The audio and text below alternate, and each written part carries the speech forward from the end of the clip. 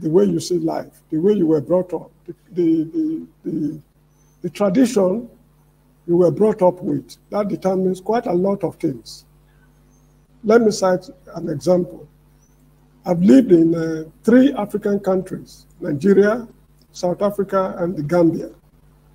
In these 3 societies, traditionally, a man is not expected to be sweeping the house with a broom. A man is not expected to do babysitting. I mean, traditionally, in Benin City, where I grew up, I've not been to northern Nigeria as such. In Benin City, where I grew up, a man is not expected to sweep the house with a broom.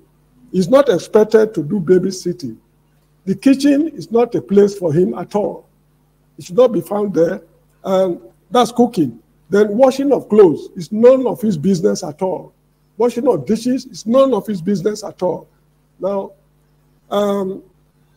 the worst thing a Benin man can do, while I was there about 40 years ago, the worst immorality a Benin man can commit is to be cuddling his wife in public. A traditional Benin man cannot display his love for his wife in public. If you do that, the Benis call it usakame. Usakame means immorality. That is chronic immorality that, I mean, you were not properly brought up. You are not a Benin man. How can you be doing this kind of things like a prostitute in town? That is how I was brought up in Benin City. And wherever I go, I cannot imagine myself washing clothes when my wife is there. That is her duty.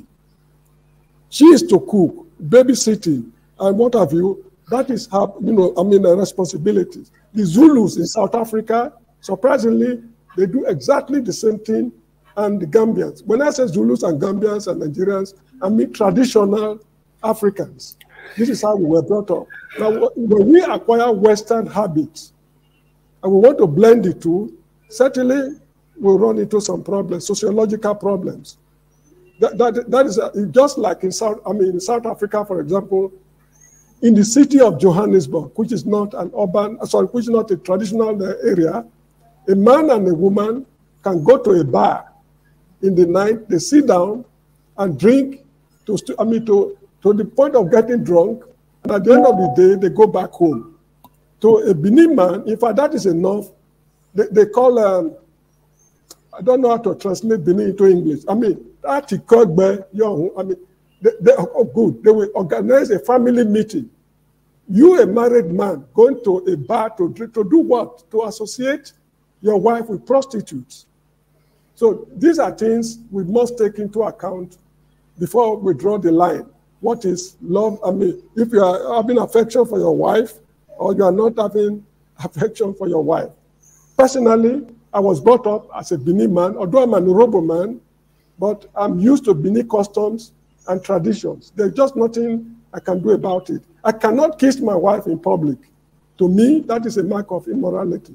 I can't do it. I can't do it.